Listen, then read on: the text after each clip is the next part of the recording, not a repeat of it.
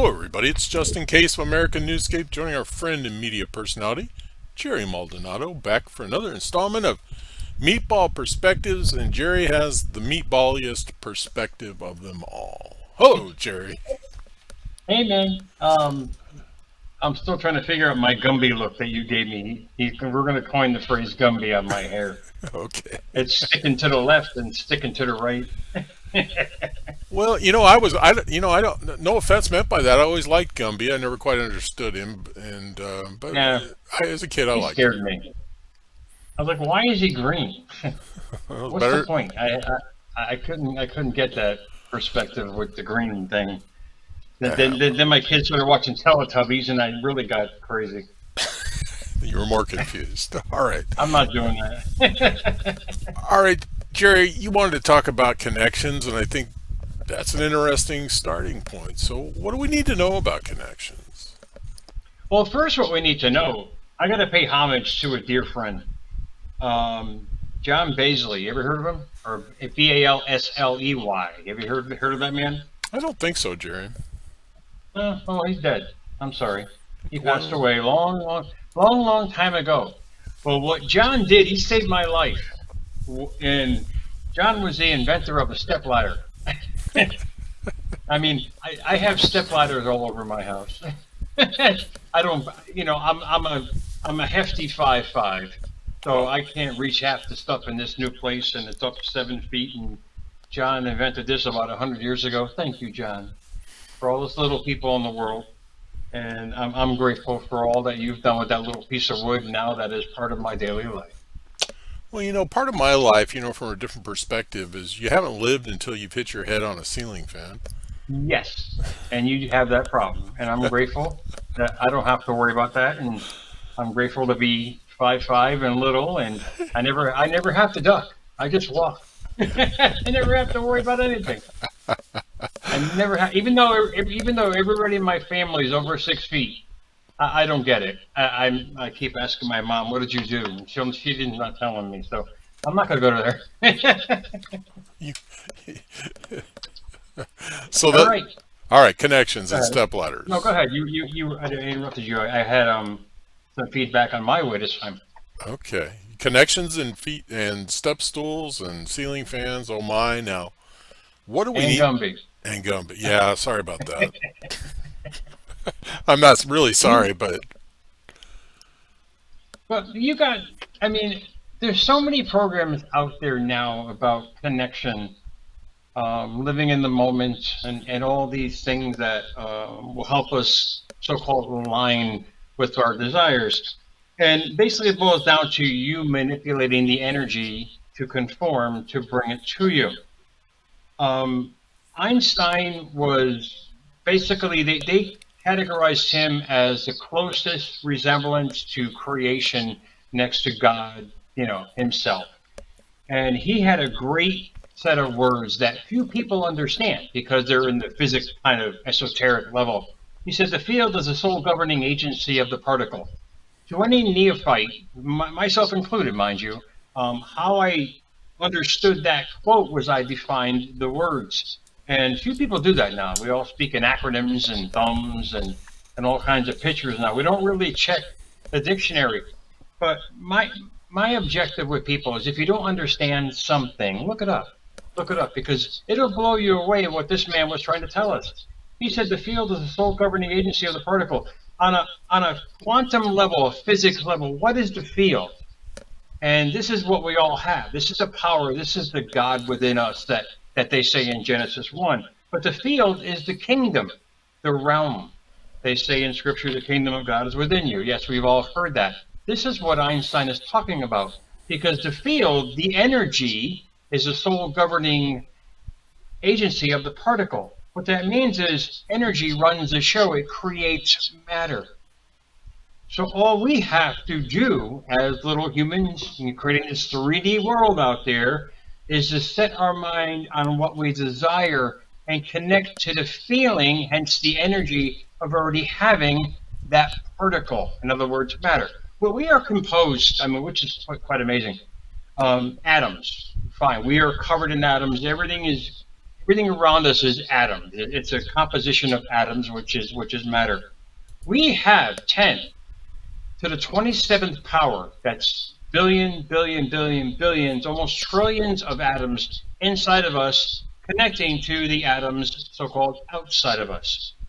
Our job is to manipulate the energy within us, which will connect to the same frequency, hence atoms, outside of us. This is what Einstein was trying to tell us when he understood this philosophy about life creation. So if you're trying to hustle and grind your way to your destination, you've been told wrong. What I'm saying is, and what he was saying is, all you have to do is connect to the frequency of what you desire, live in it constantly, because the energy source, the field, runs the show. In other words, outside the field around us and within us runs the show. All you got to do is learn how to use it. And we're not given an owner's manual upon birth, man. We're just kind of spit out and dropped out and figured out for ourselves. But learning to understand stuff like this, the field around us, our aura in general, and it's all communicating with the trillions of atoms within us and around us to bring us whatever we want and or don't want. Well, basically, Einstein was telling us we have the tools, we just need to learn Yeah, how to harness them. yeah, yeah. You know, And he was warning the U.S. about the atom bomb, that Germany understood it, and he didn't actually help create it. They wouldn't let him in the Manhattan Project because of his ties with Germany. But he warned them through a letter. He said, "Look, this is what I know. This is what they know. This is what you should know." And he was waving the red flag at us, and we finally understood that and created the Manhattan Project with other people that understood how atoms fuse together. And the more you fuse them, the powerful they get, hence our thoughts. We focus our thoughts on our desires more powerfully, persistently, and consistently. We are going to create our own, hence atom bomb in life, which is called a quantum leap. And when people realize that inside of us controls the outside of us, don't be discouraged about what's going on in your life, because that's a reflection of what you're giving, the energy you're giving. May be hard for some to understand. It took me years to really gather and dignify all of this stuff. But when I really started to define what these deceased notables and prophets and sages were saying, it all made sense. But they were just speaking in their own way, their own, per se, their language. So don't be intimidated by physics itself. Be excited about it, because it says we all have this personal power, a God within us, to create whatever we want. But we have to understand how to use the energy correctly to connect that to us and live in that every day. well, one of the best ways I feel that you explain it, Jerry, is the law of attractions, Yes. and that's part of that same theory. It's all a result of it. Yeah. I mean, the energy we create, it connects with the energy that is out among us, and which is beautiful, because I've practiced this. I've practiced this for years now, and personally started putting it in my life about a decade ago, but really full force the last 5 years. I can honestly say, without a doubt, it has changed everything for me. You saw me 15 years ago compared to now; it's like night and day, compared to what I was before. I was kind of the neophyte back then with the writings and the columns and experimenting and positivity and inspiration. Positivity and inspiration is nice. It's like a sprinkle on ice cream, but it's not the full course. It's you understanding the power that you have, harnessing it, finding your sweet spot and your desire, and using that to your advantage. We're too busy focusing on the outside world and the troubles. That's the energy we're creating, and hence the law of attraction, which is bringing it back to us, because it's not biased. Our thinking is not, the universe is not biased. It gives you whatever you persistently think, act, and feel upon every day. When people can grasp that, they'll realize what they're attracting just by looking around them. Well, you're right. The universe looks at us like another glob of matter, and that's what the universe is: globs of matter. Basically, it's Yeah. particles. Yeah. The particle. particle is a speck, a piece of crumb. We have trillions of specks, pieces, and crumbs that compose us, which are called atoms, that are all electrified and magnetized by our thoughts, feelings, and emotions. You guys get into the mode every day, like I do every day, of my desires and living in them within. I know, without a doubt, they're going to manifest. I really do. Have they? Some of them, yes. Some of them, not. But I know that it's there because, as they said in Genesis 2:1, creation is finished. Neville Goddard coined that phrase as well because he said, "Look, everything is right in front of you. It's all in front of you as energy. All you have to do is harness the power of your desire and connect to it." That's the hardest part because we're always in and out. We're having a good day and a bad day. You start constantly having good days with your desires, emotions, and feelings about what you want. You're going to start creating more synchronicities to match that, hence the law of attraction. Right. And you need to be reasonable with those desires to get where you need to go. You know, Yeah, reasonable. Go ahead. Well, that's how you use your journaling. That's how I do my check with me. The mirror work that I do.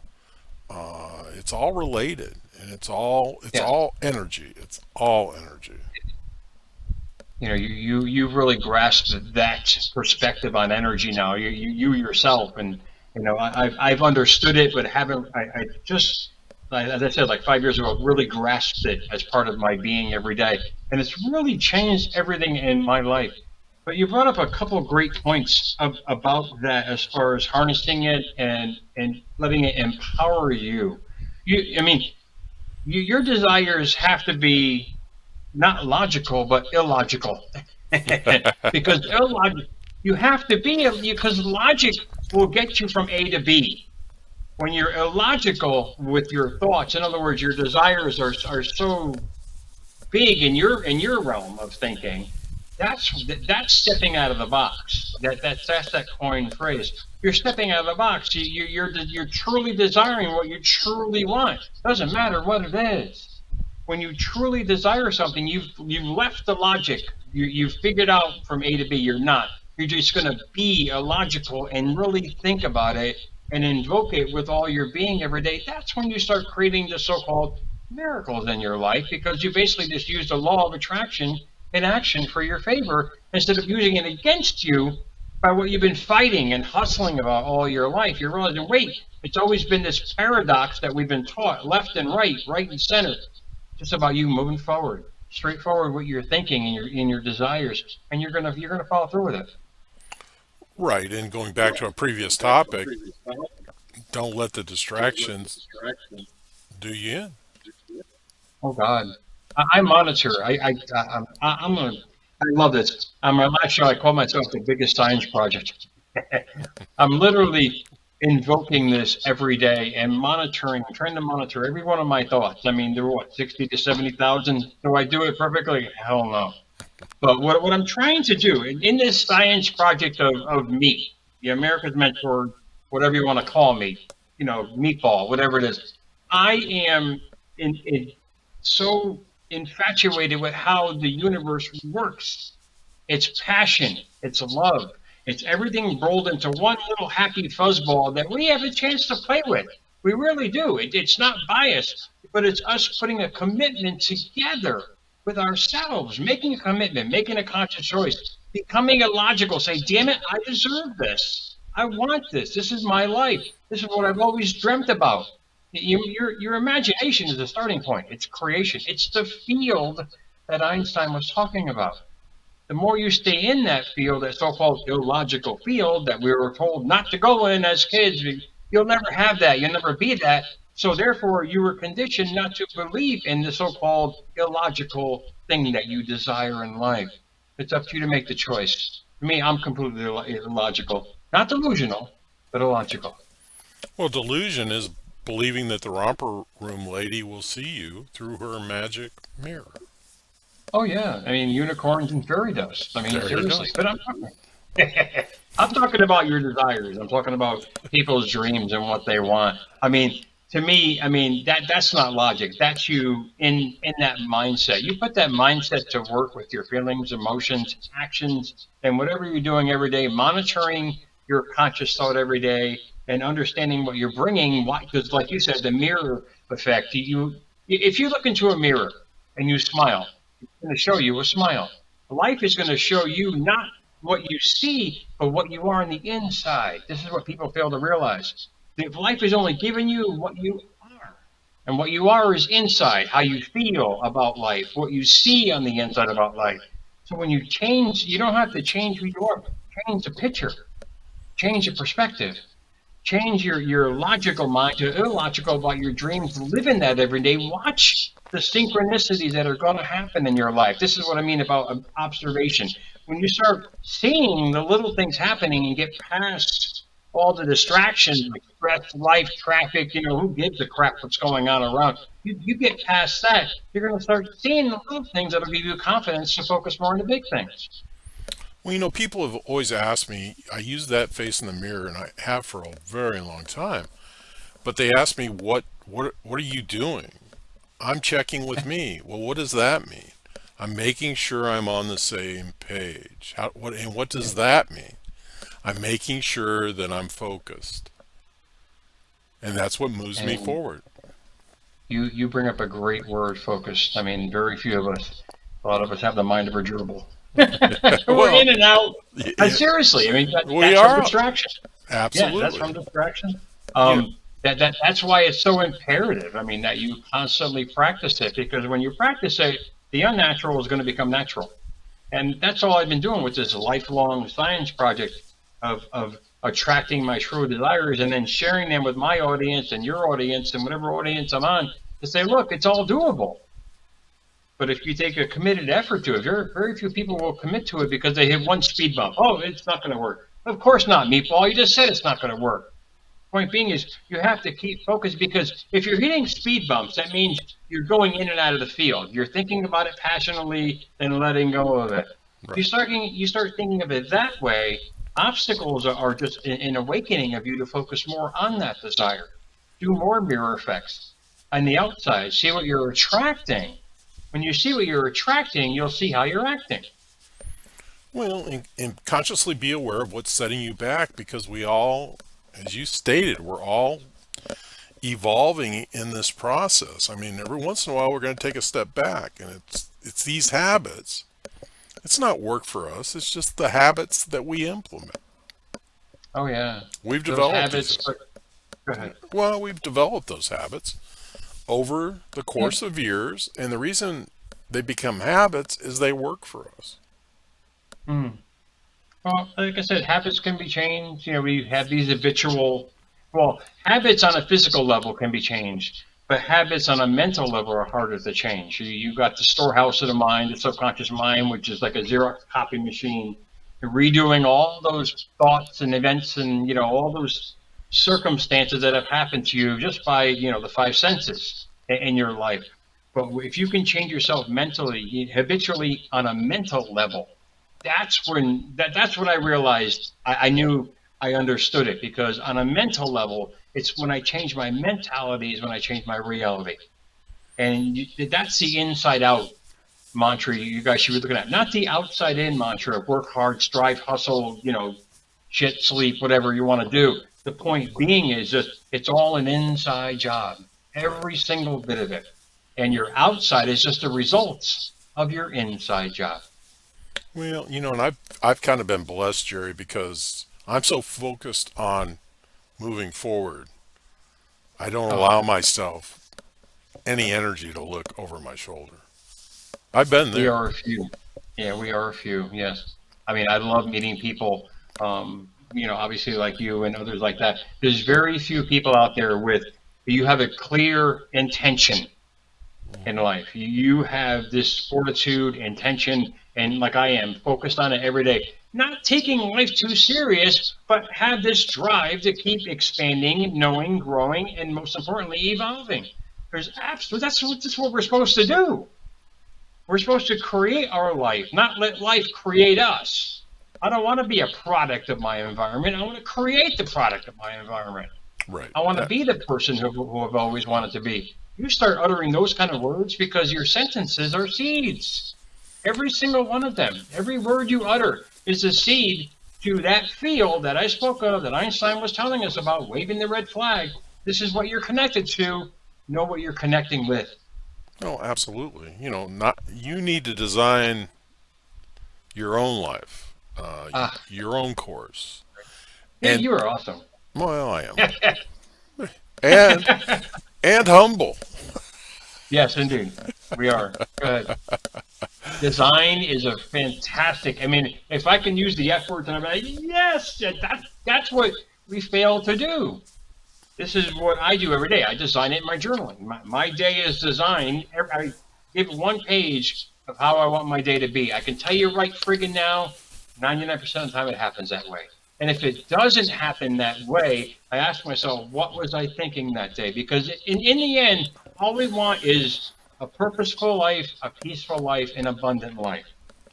If Right. you focus on those three aspects of your life with purpose and abundance in all areas of your life, with the sense of being, knowing, and doing, so many things are going to come to you. But you're right. You got to stay focused. You got to just move forward every day. Stop looking through the rearview mirror of what has happened to you, but use it as a great lesson instead of putting you in the castle, which you'll never see the kingdom because you never leave it. You start thinking illogically about what you want, literally stepping out of the box, creating pictures and feelings. You're going to start manifesting it in your synchronicities in life. Well, absolutely, and cliches can be crutches, so we really don't. We'll throw them out here every once in a while just for yucks and grins, but it's these habits that we're trying to build and share our path of how we've built them. Oh yeah, the attraction factor. You are what you are, and you attract who you are. If you guys can take the words that I'm saying, what you're saying, and other deceased notables and people that are even doing it now, and kind of filter it all together. And if you don't understand the word, look it up. I remember, was I the only guy fond of the library dictionary? That big thing on the spindle. I don't Right. know if you have one out there. That thing that when you open it, went boom. All right. I just wanted to see what the word meant, and I've always been, so precocious about that. I wanted to understand what words meant, and to help me realize where I was going in life, I had to understand myself. Therefore, defining phrases like what Einstein was saying, and all these other people out there that put out these quotes that I was so-called inspired by, but didn't realize why I was getting inspired until I understood the words. If you don't understand the word, if you don't understand what's going on in life, do your research because you're creating every second of every day. Life is not doing it. You're doing it, which is creating life.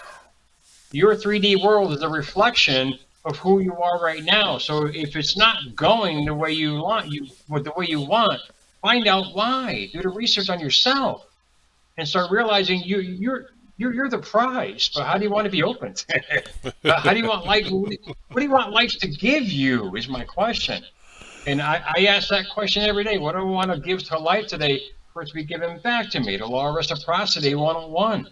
You can use it as karma, whatever you want. But you start asking questions like this, I mean, you're going to have these epiphanies happening in your life because you're going to realize why you've been stuck because you put yourself there. And you can also get out of there. Right. All right, Jerry. I think that's a good place to put this one in the books. But yeah, it was a good topic, and we wish everybody out there, if they pick up a little bit or tidbit that might help them in their journey, because life is a journey. Yeah, we It got we got 9 billion people. Imagine if we all had our own little path in life instead of following others. I mean, what a happy place it would be. we're totally congested. I don't know. All right. Absolutely. All right, everybody. This has been Justin Case, Jerry Maldonado, bringing you Meatball Perspectives from Official Meatballs. Thanks for joining us. Remember, additional information and links provided in this video's read more. Today's the day to subscribe to this channel. Please learn more about Jerry Maldonado when time permits.